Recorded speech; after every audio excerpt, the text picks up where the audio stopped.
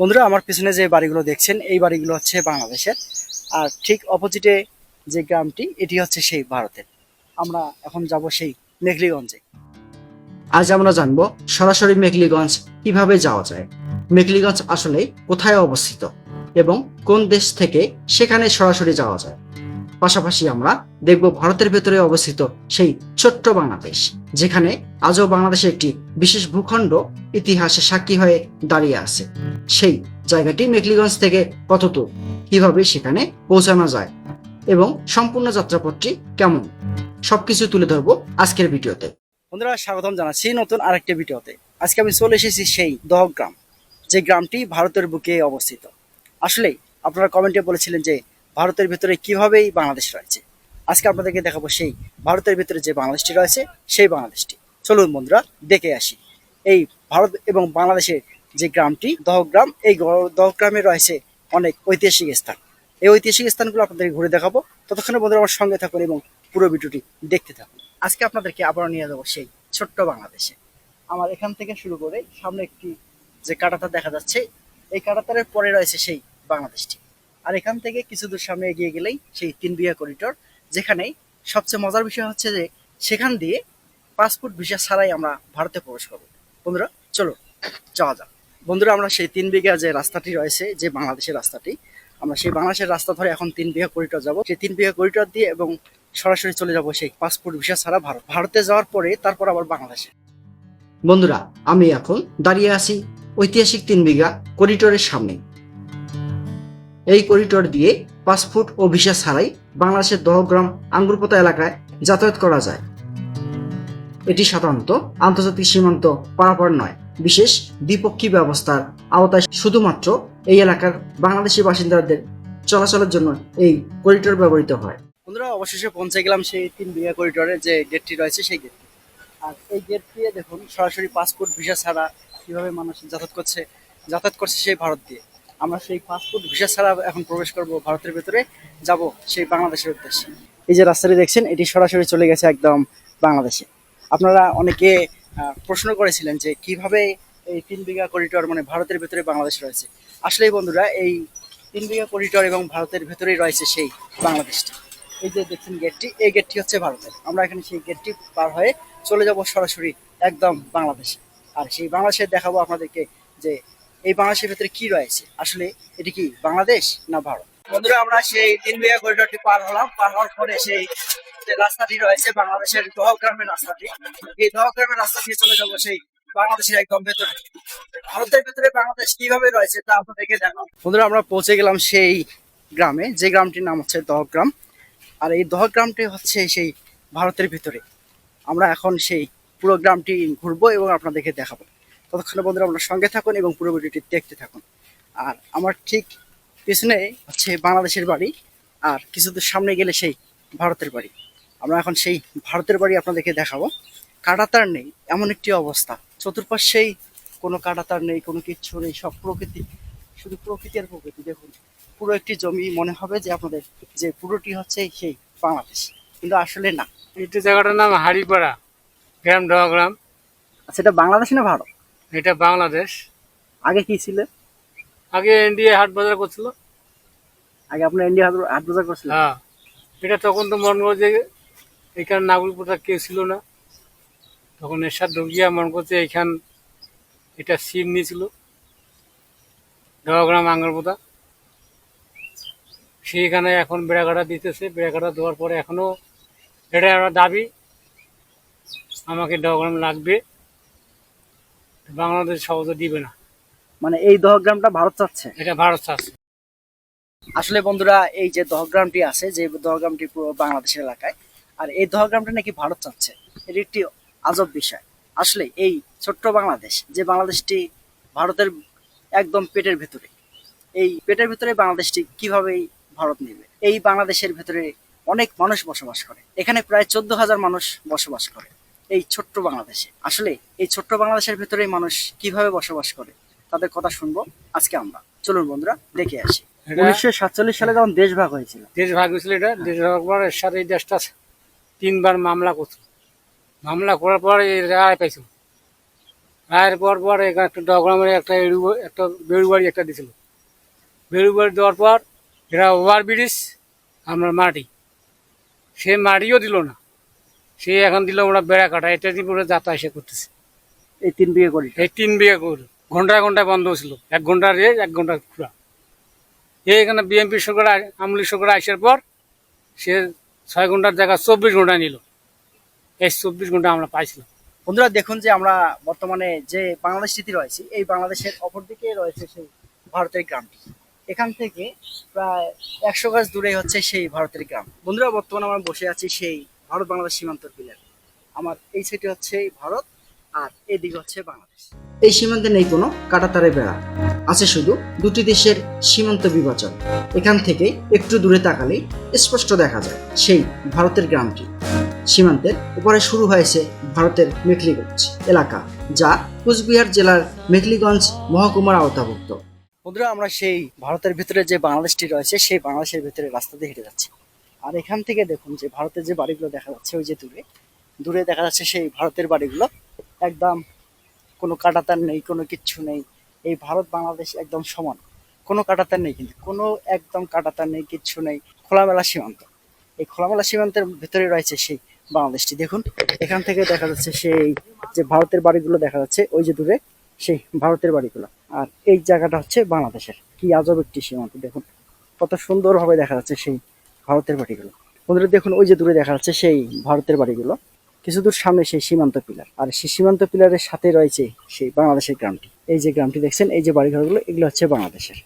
বন্ধুরা এই দহগ্রামের ভেতরে রয়েছে একটি ব্রিজ, একটি হচ্ছে ভারত ব্রিজ, একটি হচ্ছে বাংলাদেশ ব্রিজ। আসলে আমি মজা করে বললাম, কারণ দেখুন এই যে বৃষ্টি, এই বৃষ্টি হচ্ছে কাঠের তৈরি ব্রিজ, আর এক পায়ে এগিয়ে দিলে হচ্ছে লোহার তৈরি ব্রিজ।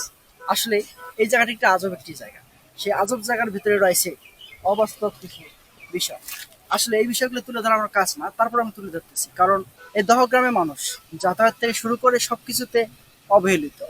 দেখুন কি একটি অবস্থা, একদিকে বাঁশের তৈরি ব্রিজ, একদিকে পাকার ব্রিজ।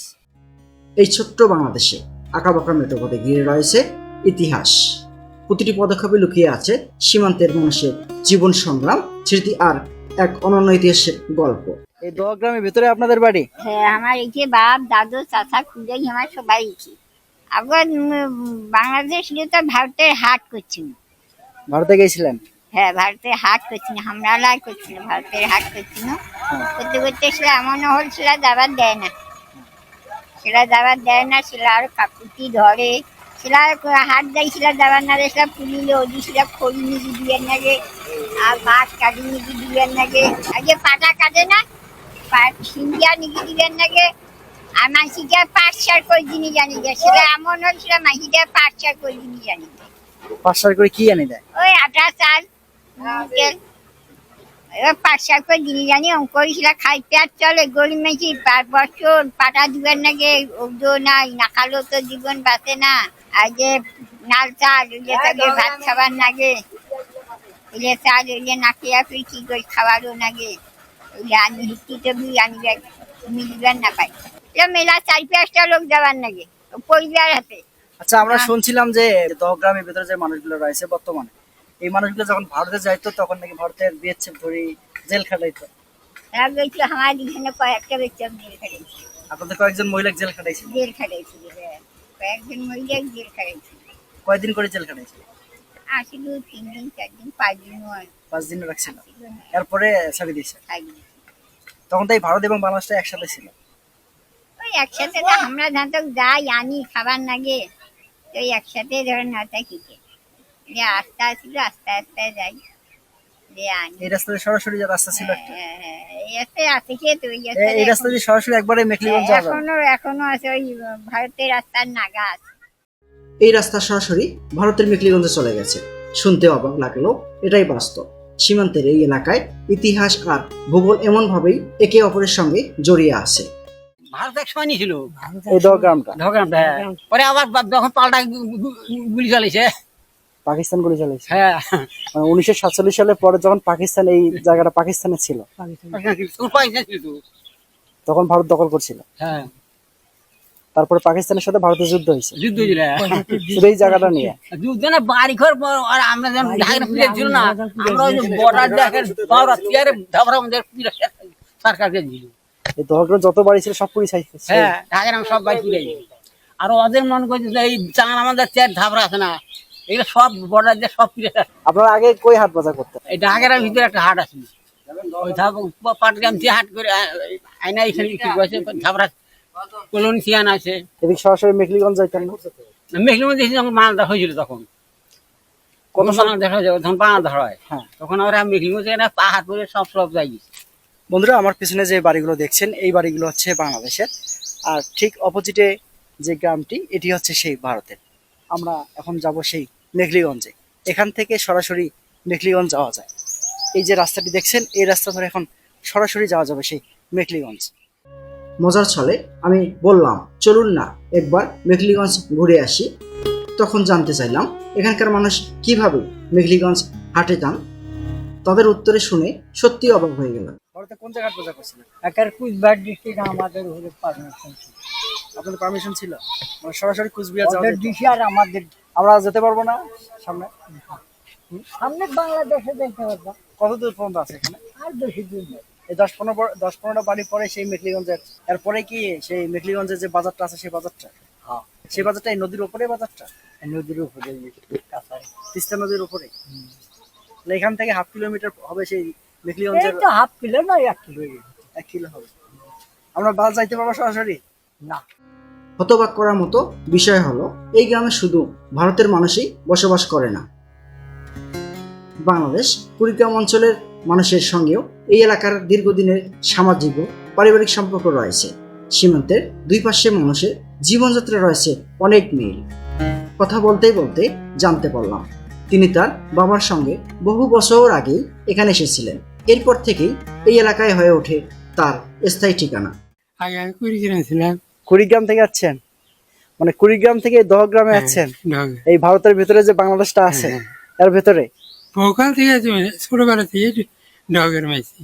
তাই বন্ধুরা, সবচেয়ে বেশি ভালো লাগলো যে এখানে এই দহগ্রামের ভিতরে যে কুড়িগ্রামে মানুষও পাওয়া গেল। আসলে কুড়িগ্রাম থেকে তারা এখানে এসে বসবাস করছেন। দেখুন এই দহগ্রামের ভিতরেও কুড়িগ্রামের মানুষ রয়েছে। ঐতিহাসিক যে রাস্তাটি আছে মেখলিগঞ্জ রোড, সরাসরি একদম সেই মেখলিগঞ্জ রোডটি করে পাবে ভালো লাগতেছে। সেই মেখলিগঞ্জ রোড ধরে আমরা যাচ্ছি ভারতের দিকে। দেখুন এখান থেকে সরাসরি যে ভারতের বাড়িগুলো রয়েছে সেই বাড়িগুলো দেখা যাচ্ছে। এখান থেকে বাংলাদেশ শেষ আর ভারত শুরু। আমরা যে বাংলাদেশের ভিতরে যে দহগ্রাম গ্রামটি রয়েছে সেই গ্রামটি দিয়ে যাচ্ছি, আর এখান থেকে সেই ভারত শেষ, সেই সীমান্ত পিলার। এই হচ্ছে সীমান্ত পিলার। দেখুন এই যে সাদা ফ্ল্যাগটি এখান থেকে শেষ, আর ওই যে দূরে ক্যাম্প দেখা যাচ্ছে ভারতের যে টহল টিমের ক্যাম্প, ছোট্ট ক্যাম্পটি। এই যে ক্যাম্পটি দেখা যাচ্ছে এখানে হয়তো বা বিএসএফ থাকতে পারে, দিয়ে যাওয়া যাবে না। দেখুন মানে একদিকে বাংলাদেশ একদিকে ইন্ডিয়া, একদম কাছাকাছি। দেখুন এখান থেকে দূরে সেই দেখা যাচ্ছে যে ভারতের গ্রামটি। আসলে এই গ্রামটিতে কোনো কাঁটাতার নেই। এই গ্রামটি একটি ভারত এবং বাংলাদেশের ভেতরের অবস্থিত, ভারতের পেটের ভেতরে অবস্থিত সেই গ্রামটি। এই সীমান্তবর্তী এলাকায় কোন দিকে যে বাংলাদেশ কোন দিকে ভারত বোঝা আসলে অসম্ভব। এই ভারতের ভিতরে যে বাংলাদেশটি রয়েছে এই বাংলাদেশের সীমান্ত আসলে আজব একটি সীমান্ত। এখানে নেই কোনো কাঁটাতার, নেই কোনো বেড়া, সবকিছু একবারে খোলামেলা সীমান্ত। আসলে এই খোলামেলা সীমান্তটা দেখি যদি আপনাদের ভালো লেগে থাকে তাহলে অবশ্যই আমার চ্যানেলটি সাবস্ক্রাইব করে পাশে থাকবেন এবং পাশে থাকা বেল আইকন বাটনটি অন করে রাখবেন। ভালো থাকবেন, সুস্থ থাকবেন, আল্লাহ হাফেজ।